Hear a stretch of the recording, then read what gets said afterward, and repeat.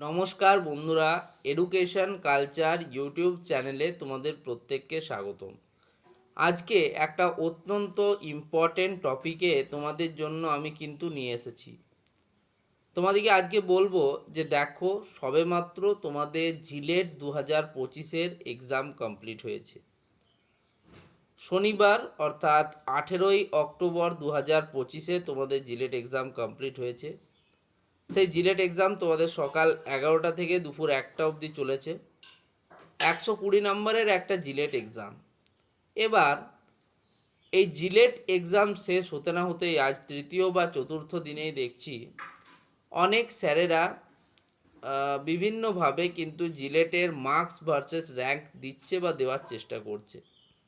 দেখো, সবেমাত্র একটা এক্সামিনেশান শেষ হয়েছে এবং সেই এক্সামিনেশনে যে তারা শুধুমাত্র মার্কস বা র্যাঙ্কস দিয়ে দিচ্ছে সেটাই নয়, তার উপরে তারা এটাও বলছে যে কত নাম্বার পেলে বা কত র্যাঙ্ক করলে তুমি যাদবপুর ইউনিভার্সিটি বা জলপাইগুড়ি গভর্নমেন্ট ইঞ্জিনিয়ারিং কলেজ বা কল্যাণী গভর্নমেন্ট ইঞ্জিনিয়ারিং কলেজ বা কুচবিহার গভর্নমেন্ট ইঞ্জিনিয়ারিং কলেজ বা Ramakrishna Mahato government engineering college বা টেক্সটাইল টেকনোলজি শ্রীরামপুর বহরমপুর এগুলো পেয়ে যাবে এখন থেকেই। দেখো, আমি তোমাদের বলবো যে দেখো, র্যাঙ্ক শুধুমাত্র প্রেডিক্ট করা যায়, কখনোই বলে দেওয়া যায় না যে এত র্যাঙ্ক করলে তুমি এই কলেজ পাবে বা এত মার্কসে তুমি এই কলেজটা পাবেই পাবে। সবেমাত্র এক্সামিনেশন হয়েছে। এক্সামের লেভেল যদি তোমাদের আলোচনা করি তাহলে তোমরা জানো FEEE বা ফান্ডামেন্টালস অফ ইলেকট্রিক্যাল বা ইলেকট্রনিক্স ইঞ্জিনিয়ারিং, যেখানে 10টা প্রশ্ন থাকে, সেখানে মোটামুটিভাবে এবছরের যা ট্রেন্ড মোটামুটি 3+ বা 5+ কিন্তু অনেক স্টুডেন্ট পেতে চলেছে। এটা FEEর কথা বলছি, যেহেতু আমি ইলেকট্রিক্যাল ইঞ্জিনিয়ারিং স্টুডেন্ট এবং যেরকম প্রশ্ন সেট হয়েছে সেই হিসাবে আমি বলছি। একইভাবে যদি আমি অন্যান্য সাবজেক্টগুলোর কথা বলি, কেমিস্ট্রি দেখো তুলনামূলকভাবে মডারেট লেভেল হয়েছে, যেটা কিন্তু সলিউশন করা যায়।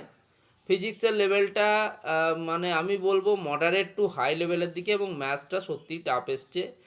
দেখো, যে স্টুডেন্টরা ভেবেছিলে যে 2025 সালে তোমাদের জিলেট এক্সামই হবে না, তাদের পক্ষে এই সময়ে এসে এক্সাম দেওয়া, হঠাৎ করে এক্সামের শিডিউল প্রকাশ হওয়া ইত্যাদির মধ্যে বা ওবিসি কেস নিয়ে ঝুলে থাকার জন্য, তো এই সমস্যাগুলো এই বছরের স্টুডেন্টদের ছিল। তবে তার জন্য তোমরা যদি ভাবো যে অনেক মার্কস এবং র্যাঙ্কের ডিফারেন্স তৈরি হয়ে যাবে, সেটা কিন্তু নয়। আমি আগেই বলে দিই, আমরা বা যারা যে স্যারেরাই দিচ্ছেন মার্কস বা র্যাঙ্ক রিলেটেড, যে তারা শুধুমাত্র প্রেডিক্ট করতে পারেন, কখনোই তারা একদম ফুলফিলভাবে বলতে পারেন না যে তুমি 30 পেলে যাদবপুর ইউনিভার্সিটি পাবে, না তুমি 40 পেলে কল্যাণী পাবে। এগুলো কিন্তু কখনোই বলা সম্ভব নয়।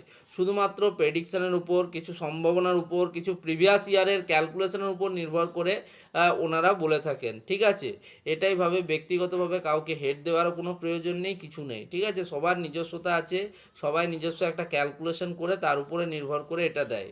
তবে কোনো দিনই সেই র্যাঙ্ক ক্যালকুলেশনগুলোকে 100% ইম্প্যাক্টফুল বা 100% সঠিক ভাবো না। ঠিক আছে, 90%ও সঠিক ভাবো না। কারণ দেখো, তোমরা পরীক্ষা দিয়েছো, পরীক্ষাটা আমি বা আমাদের মতো স্যারেরা কেউ দেয়নি। ফলে সেক্ষেত্রে কিন্তু আমাদের পক্ষে বলা সম্ভব নয় তোমরা কিভাবে কোশ্চেন অ্যাটেম্প্ট করেছো। যেহেতু এটা pen and paper type question paper আসে, তো সেক্ষেত্রে অনেকেই কিন্তু টিক মার্ক করে নিয়ে আসে। এখনও অবধি জিলেট কিন্তু অফিসিয়ালি অ্যান্সার কিটাও পাবলিশ করেনি। তো আসুক, আস্তে আস্তে ধাপগুলো এগোক, তারপরে এইসব নিয়ে চিন্তা করবে যাদবপুর যাবে না কল্যাণী যাবে, না কত মার্কস করলে কি হবে। এখন থেকেই জিলেটের মার্কস ভার্সেস র্যাঙ্কের ভিডিও বা কত মার্কস পেলে আমার যাদবপুর ইউনিভার্সিটি প্রয়োজন, এই সব নিয়ে ছোটাছুটি না করে শুধুমাত্র নিজের ফোকাসটা রাখো পরবর্তীতে আরও নিজেকে ইমপ্রুভ করার জন্য। তো এই ভিডিওটা এখানেই শেষ করছি। ধন্যবাদ।